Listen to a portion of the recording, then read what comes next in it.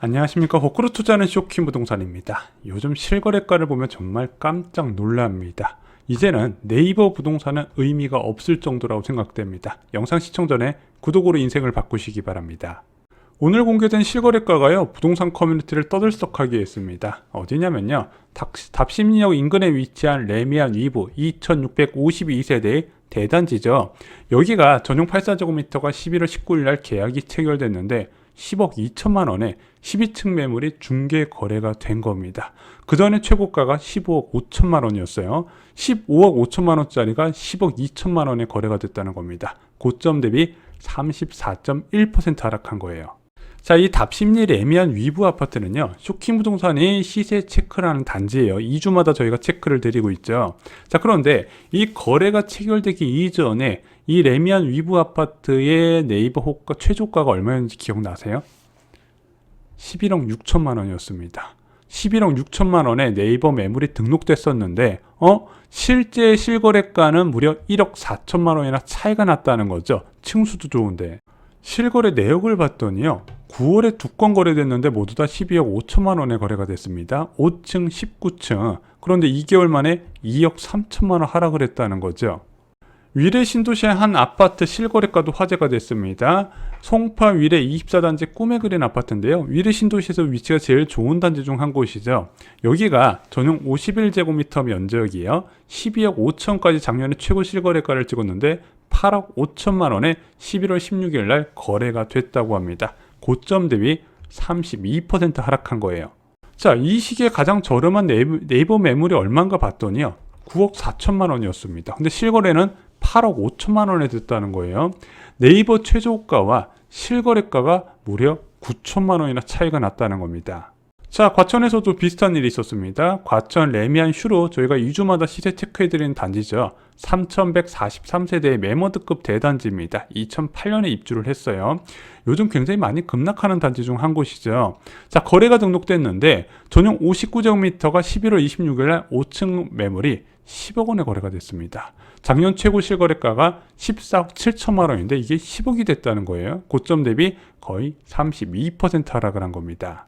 자, 그 시기에 가장 저렴한 네이버 부동산 매물을 봤더니요, 레미안 슈로 전용 59제곱미터 3층 매물이 11억이었습니다. 와, 5층 매물이 10억이 거래됐네요.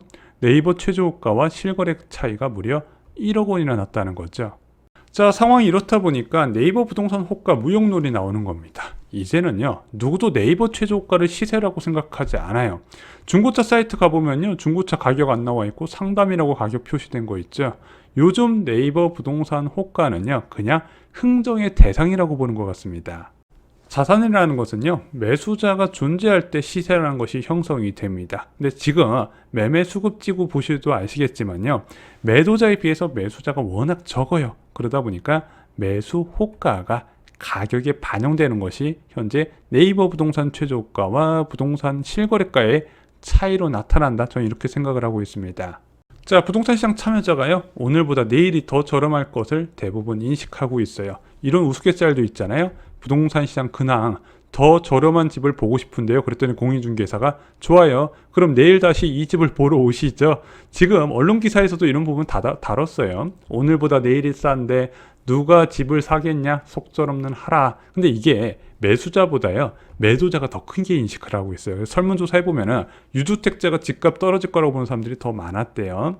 급한 거는요, 매도자지 매수자는 절대 아니거든요. 왜냐면 지금 매수자, 무주택자 입장에서는요, 지금 대접받거든요. 전세 구한다고 난리예요. 전세 가격 깎아주겠다, 조건 맞춰주겠다, 이런 집주인들 굉장히 많이 있거든요. 그래서 전세를 선택할 수도 있고 매매를 선택할 수 있는데 내가 원하는 가격이 아니면은 전세를 선택할 수도 있다 보니까 지금 매수자 찾기가 하늘의 별 따기란 얘기가 나와요.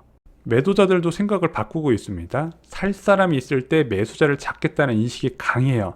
자, 지금 집을 내놓은 지 꽤 오래됐잖아요. 그 과정에서 살 사람 한 번도 없었겠습니까? 누가 집 보러 왔다가 5천만 원 깎아달래서 기분 나빠서 거절했더니 그 사이에 시세가 1억이 더 떨어졌어요.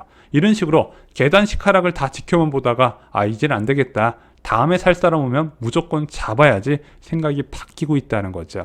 그래서 지금은요, 매도 호가 결정하는 방법이 달라졌어요. 재작년하고 작년 같을 때는 어땠냐면요. 집주인들이 자기가 시세를 먼저 판단해요. KB 시세 이 정도 나오는구나. 이거에 내놓고 오면 한 500만 원에서 1000만 원 정도 인심 좋게 빼줘야겠다. 이렇게 생각을 했어요. 현재는 어떤 줄 아세요?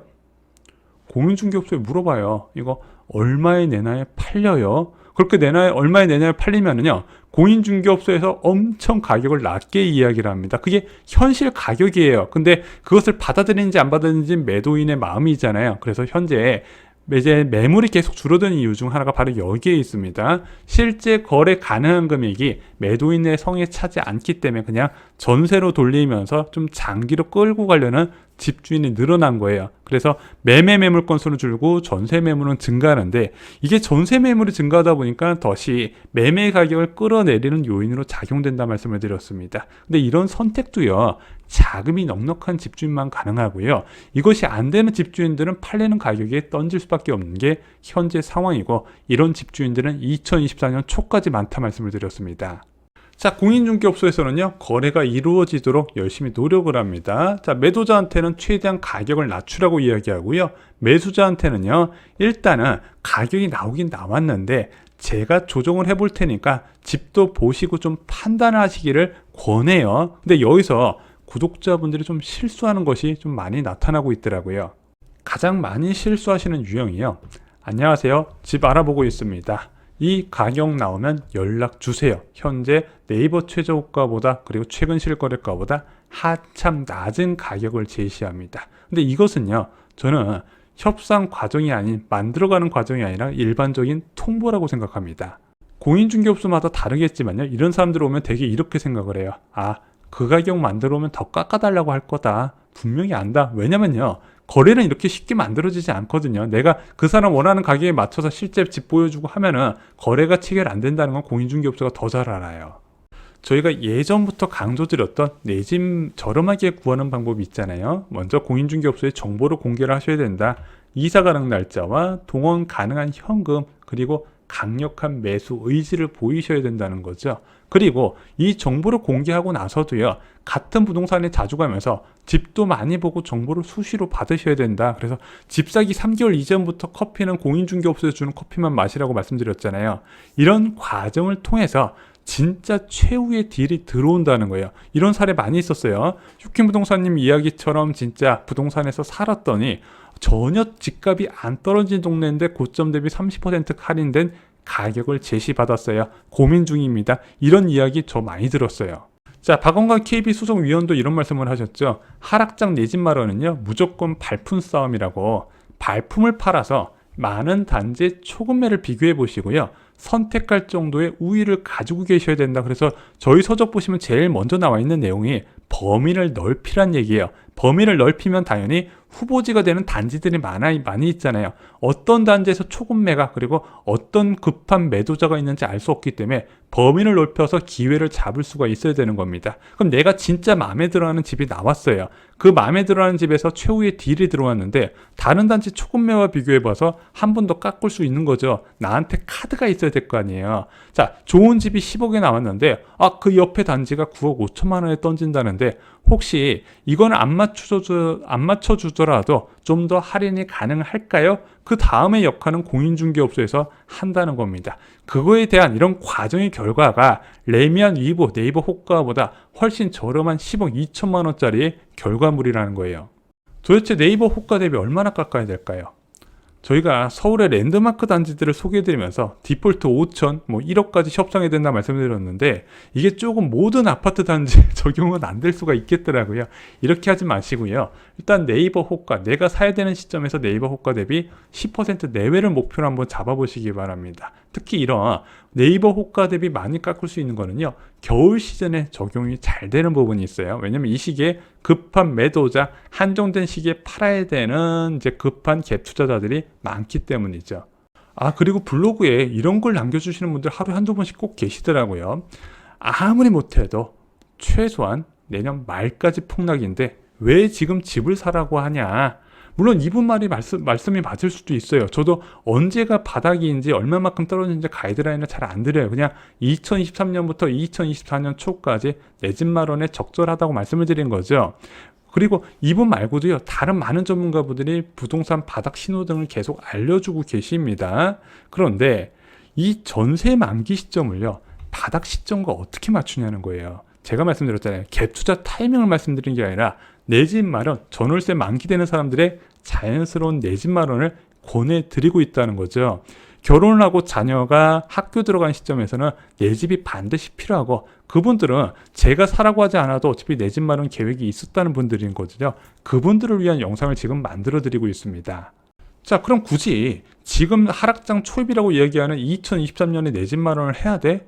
그냥 이번에 전세 연장하고 2025년을 하는 게 낫지 않나? 이렇게 말씀하실 수 있는데, 저희가 예전에 둔촌주공 1만 2천호 동시에 입주하면 이 내용을 주제로 하면서 2025년보다 2023년이 나은 이유에 대해서 좀 설명을 드렸습니다. 물론 제 주장이 맞는지 틀리는지는 시간이 지나봐야 알 수 있겠지만, 저만의 방법으로 부동산 시장을 예측하는 모델이 있었고, 그것으로 2020년 하반기부터는 지속적으로 여러분들께 좋은 방향을 제시했다고 생각을 합니다. 제가 생각하는 조건에서는 악재는 2023년, 특히 2023년 초에 다 몰려있다 말씀드렸죠.